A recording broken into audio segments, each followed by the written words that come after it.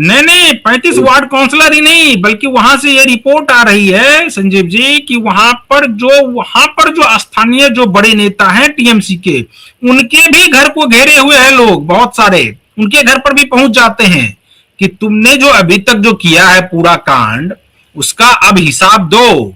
और वो तो आपने कहा भी था कल के प्रोग्राम में कि किस प्रकार से अब जो है वो टोटो पर भोपू लगाकर ये प्रचार किया जा रहा है कि अगर आपसे जो कट कमीशन लिया गया है वो वापस ले लो, क्योंकि उनको डर ये सता रहा है कि उनके घर पर भी बुलडोजर चलने वाला है। और इसीलिए वो पहले ही अनाउंस कर रहे हैं कि जिनका मैंने पैसा लिया है भाई पैसे ले जाओ वापस। तो अब ये स्थिति आ गई है। क्या लगता है कि शुभेंदु की सरकार आने के बाद पूरे बंगाल से इस प्रकार के जितने भी रैकेट है वो सब खत्म हो जाएगा? देखिए, उम्मीद तो यही है, हम सब ये उम्मीद करते हैं, और खत्म, बहुत सारा रैकेट खत्म हो गया है। और जो कमीशन मांगता है सड़क पे, उसकी पब्लिक पिटाई कर रहे हैं। और टीएमसी के नेता अपने जो कमीशन छीना है, लोगों से ठगा है, वो लौटाने के लिए तैयार हो गए। और केवल कई गांव में, मेरे पास तो हजारों ऐसे विजुअल है जिसमें कि टीएमसी के जो लुटेरे नेता थे या गुंडा थे, उसके घर को वहां के आम लोगों ने घेर के रखा है कि तुमने जो हमसे पैसा लूटा है वो लौटाओ। हावड़ा में टीएमसी का नेता ने जितने व्यापारियों से लिए थे, किसी से लाख छीना था, किसी 2 लाख डरा धमका के लिया, तो सब लौटा रहा है वो लिस्ट बना के, क्योंकि बदलाव हो चुका है। कमल, यानी कि राम राज्य की स्थापना हो रही है क्या बंगाल में? वो तो हाकिमपुर बॉर्डर भी बता रहा है परवीन जी, सारे रावण खरदूषण सब भाग रहे हैं। सारे शकुनी भाग रहे हैं। कहां भाग रहे हैं, क्यों भाग रहे हैं, आखिर इससे पहले क्यों नहीं भागते थे? बांग्लादेशी रिपोर्ट देख रहा था, बीबीसी की एक रिपोर्ट देख रहा था, उसमें साफ साफ वो बांग्लादेशी ये कह रहा है कि अगर ममता बनर्जी की यानी टीएमसी की सरकार आ जाती तो उनको जाने की नौबत नहीं आती, और अब तो भारतीय जनता पार्टी की सरकार है, उनको जाना ही पड़ेगा। कुछ तो ये कह रहे हैं कि वो गलती कर गए, एसआईआर जब हो रहा था उसी समय उनको चले जाना चाहिए था, वो जा नहीं पाए। कुछ ने तो यहां तक कहा कि उनके पास आधार कार्ड भी यहाँ का, और ये भी कह रहे हैं कि फर्जी आधार कार्ड है, फर्जी वोटर आईडी कार्ड है, और उस फर्जी वोटर आईडी कार्ड पर वो वोट भी गिरा चुके हैं। ये सब चल रहा था ममता बनर्जी के शासन में। अब इसके ऊपर क्या इसकी जांच और भी विस्तृत जांच होगी क्या, कि आखिर कौन वो गैंग था जो इनको ये मुहैया करा रहा था, भारत के प्रमाण पत्र उनको दे रहा था और भारत की सुरक्षा के साथ खिलवाड़ कर रहा था? इसकी जांच होगी क्या, विस्तृत जांच? देखिए, हाकिमपुर बॉर्डर पे बीएसएफ ने जो कैंप लगाया हुआ है, बीएसएफ का तो कैंप है ही वहां ऑलरेडी, तो जितने भी ये बांग्लादेशी घुसपैठिए हैं उनका पूरा दस्तावेज लिया जा रहा है।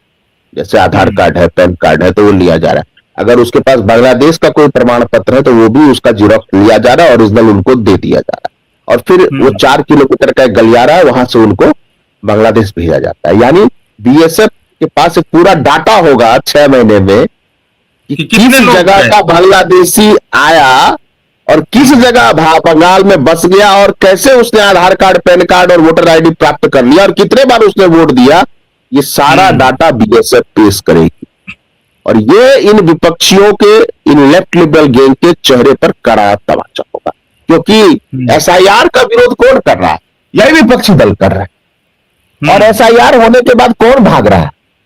बीजेपी के सत्ता में आने के बाद कम से कम ये जो लिब्रांडो गैंग है, कम से कम अब तो इनको ये दिख रहा होगा कि कैसे लोग खुद ही जा रहे हैं।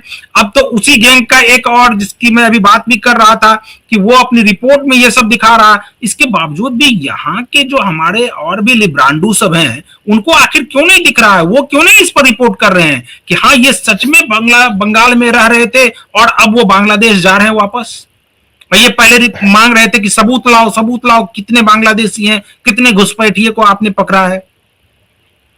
देखिए, वो अप्रासंगिक हो गए। उनके आका चुनाव हार का सैकड़ा पूरा करने वाले या कर चुके होंगे, तो अब ऐसे ही उनको बोलना है। कुछ चॉकलेट पहुंच जाता होगा, वही चूसते हैं और उसी को बोलते हैं, लेकिन उनकी कोई सुन नहीं रहा, कोई देख नहीं रहा। और भारत की जनता देख रही है कि कैसे हाकिमपुर बॉर्डर से भाग रहे बांग्लादेश। और क्यों भाग रहे, ये कारण महत्वपूर्ण है कि बीजेपी और शुभेंदु की सरकार आ गई, इसलिए भाग रहे। तो हाथ कंगन को आरसी क्या, पढ़े लिखे को फारसी क्या। तो ये सब अप्रासंगिक हो गए, ये लिब्रांडो गैंग जो भी है। अब तो जेएनयू में आंदोलन भी नहीं हो रहा है।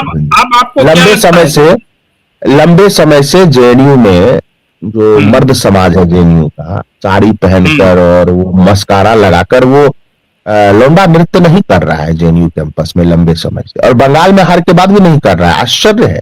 आप सोचिए, सारे ये नाचने वाले बंगाल से ही आते थे, कम्युनिस्ट ये ऐसा एसएफआई, लाल सलाम साड़ी पहन के लाल सलाम, ये तो बिल्कुल साड़ी पहन ही नहीं रहे हैं, ये सिंदूर लगा ही नहीं रहे हैं, बिंदी लगा के डांस कर ही नहीं ये लड़के। आप देखिए ना, ये देखिए चोट तो कोलकाता में लगी, उसकी आवाज ढाका और इस्लामाबाद में सुनाई पड़ रही है, बेचारे रो रहे हैं। और यहाँ जेएनयू में बेचारे उनको पानी नहीं मिल रहा है कम्युनिस्टों को, जबकि देखिए कम्युनिस्ट वहां थे। लोगों से ज्यादा तो तरफ इन लोगों में है, उन लोगों से ज्यादा तरफ आपने जिसका जिक्र किया कि ढाका और इस्लामाबाद, वहां से ज्यादा तरफ तो इन लोगों में है। इन लोगों को लग रहा है कि ये क्या हो गया बंगाल में, बंगाल में तो ये होना ही नहीं चाहिए था, लोकतंत्र बिल्कुल खत्म हो गया है, पूरे देश में अब लोकतंत्र रहा ही नहीं है, बंगाल में तो तार तार हो गया है। तो भैया लोकतंत्र के लिए क्या पूरा बांग्लादेश और पाकिस्तान के लोगों को भारत में घुसा दिया जाए तभी लोकतंत्र माना जाएगा? भाई बांग्लादेशी भी और पाकिस्तानी मुसलमान भी तो अपना लोकतंत्र प्रदर्शित करें कि कैसा लोकतंत्र है, कि इलेक्टेड प्राइम मिनिस्टर को भागना पड़ता है और दूसरे जगह एक इलेक्टेड प्राइम मिनिस्टर जो कि वास्तव में प्राइम मिनिस्टर बनने का अधिकार था, वो जेल में, उसकी आंखें दिखना बंद हो गई है प्रवीण जी, और कोई मुस्लिम संगठन कुछ नहीं बोल रहा। आंखें, उसे एक आंख खराब हो गई है उसकी, इमरान खान। तो ठीक है, ये सब देखिए, ये अब अंतिम लॉ इनकी थी बंगाल में, और केरल में तो वैसे हार गए है। अब थोड़े बहुत ये द्राविडियन राजनीति वाले बचे अलगाववादी, ये मुझे लगता है अगले 5-10 साल में ये भी निपट जाए। चलिए संजीव जी, तो आज हम लोग इस डिबेट को यहीं पर खत्म करते हैं। तो जो दर्शक हमारे इस वीडियो को यूट्यूब चैनल के जरिए देख रहे हैं, चैनल को सब्सक्राइब कर लीजिए और वीडियो को फटाफट शेयर कर दीजिए। कमेंट जरूर कीजिए कि आपको ये डिबेट कैसा लगा। बाकी तमाम खबरों के लिए आप बने रहिए क्यू वाइब के साथ। मुझे दीजिए अनुमति, नमस्कार।